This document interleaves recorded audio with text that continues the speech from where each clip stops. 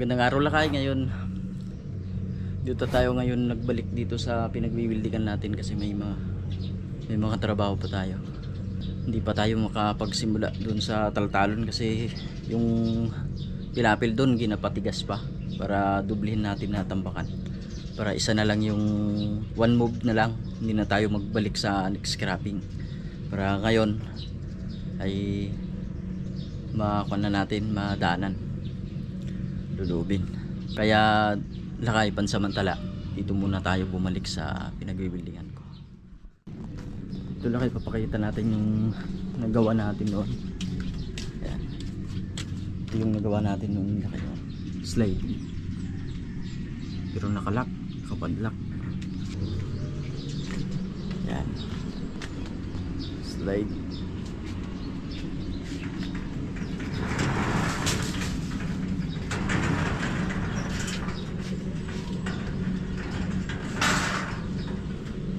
Yung kagandahan nito lakay,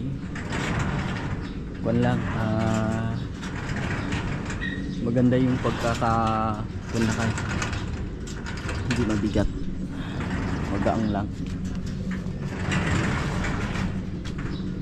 Yan siya. Tapos dito ko na lang nilagay yung padlak.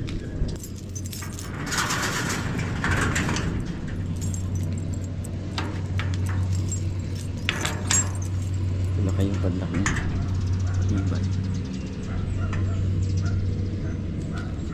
Tapos itong lakay, yan po ito, grills. Gagawa po tayo ng bali tatlo na ganyan grills, pero sa loob natin nilalagay, doon po sa loob, hindi po dito sa labas. Pero ito lakay, hindi na natin ito lalagyan kasi may na dito, may steel matting na. Doon na lang sa kabila, bali yung lakay, bali tatlo yung lalagyan po natin. Ito yung nagawa natin ng lakay sa oras na ito. Baka lulubin lakay mamayang hapon, makakatapos tayo ng bali dalawa na ganito. Mas madali kasi itong weldingin kaysa doon sa square tube. Sa video ko lakay, parang lumiliko yung mga tubo kasi yung camera ko, naka super wide.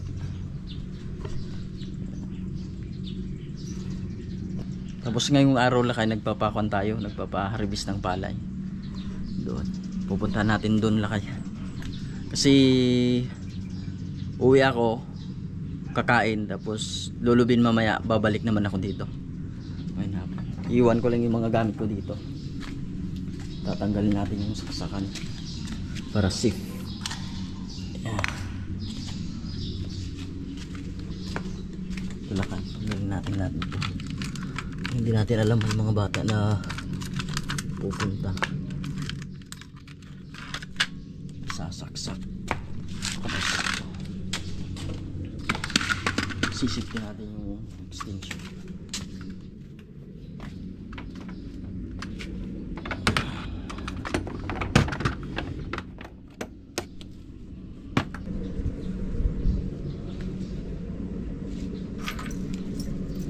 Nung pumunta tayo dito lakay, nakamotor ako. Ngayon hindi na ako magmumotor, didiretso na lang ako doon sa taltalon. Papakita ko yung natin, yung pag-harvest ng palay, yawat tulong. Okay naman po yung niya, yung palay po natin. Sana makarami para yung mga makonsumo, makakain natin sa pang-araw-araw. Ang kaso lang ngayon lakay, medyo mura lang ngayon yung kilo ng palay. Siguro dyan sa naglalaro sa 16 ang kilo. Samantalang noon okay yung kilo ng palay kasi nakakaabot pa ng 23. Pero ngayon yun, 16 na lang yung naaabot ng kilo ng palay. Medyo nakalakay na dalaka.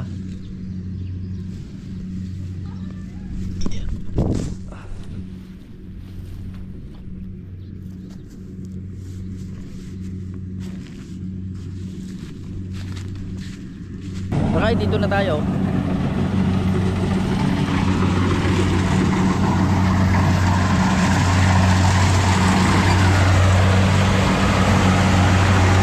Okay, may kumukuha ng mga daga.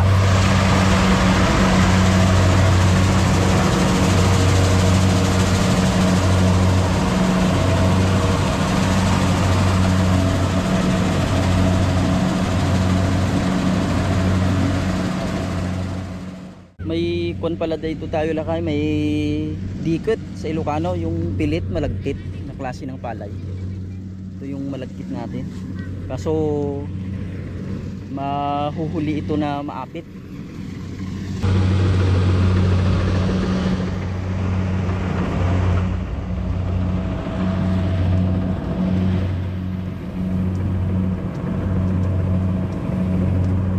Yo, ato na layon. Adon?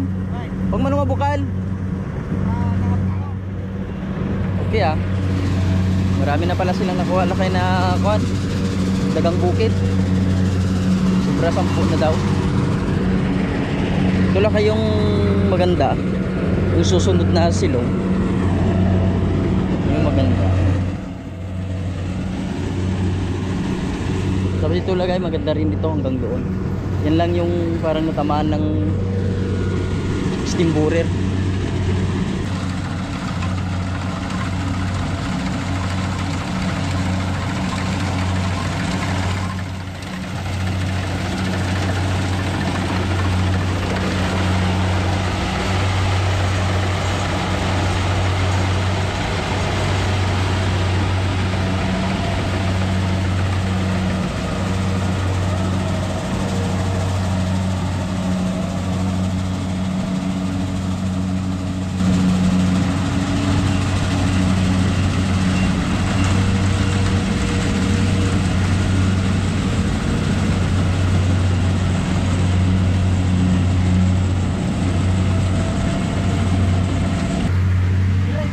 Yo, ate dyan na alam niya. Kanyang. Kita ko yun. Mula ating abubulang nga eh.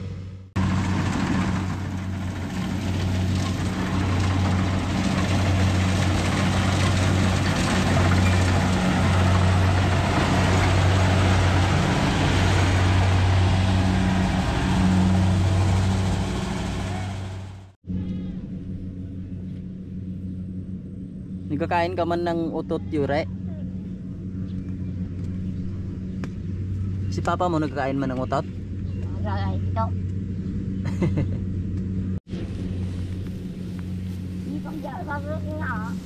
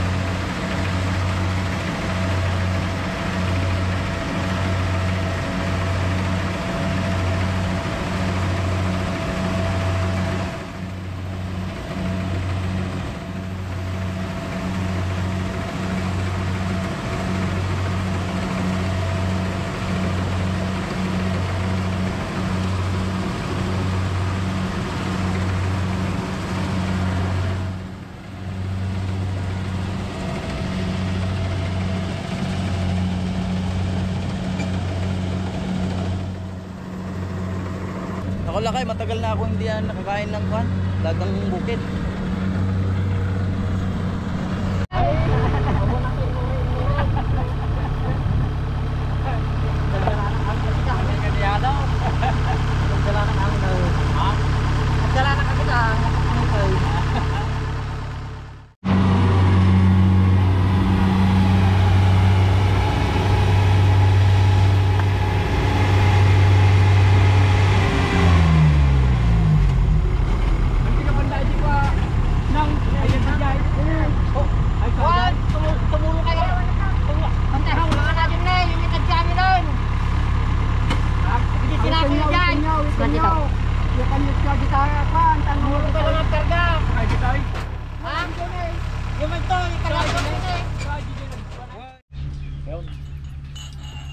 naman. Hindi ako miniboy. Well, sa karitong nga, matibag taray naman may sadalig na. Kanina natapos na din yung pag harvesting ng kon natin ng palay. May 21 na sack na naapit kasi nga po.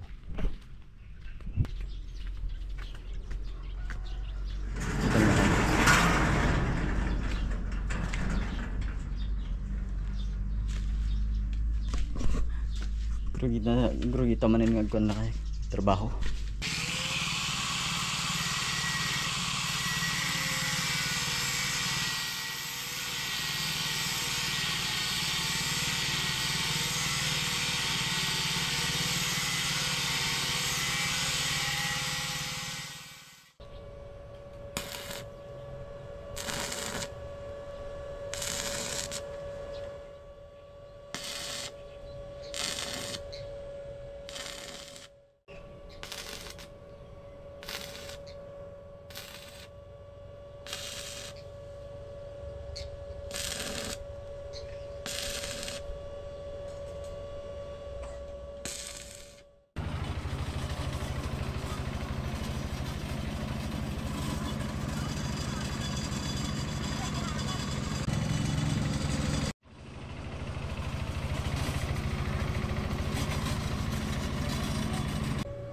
Kaya duti ko man mga bilit katartartel gamin ado siguro makanda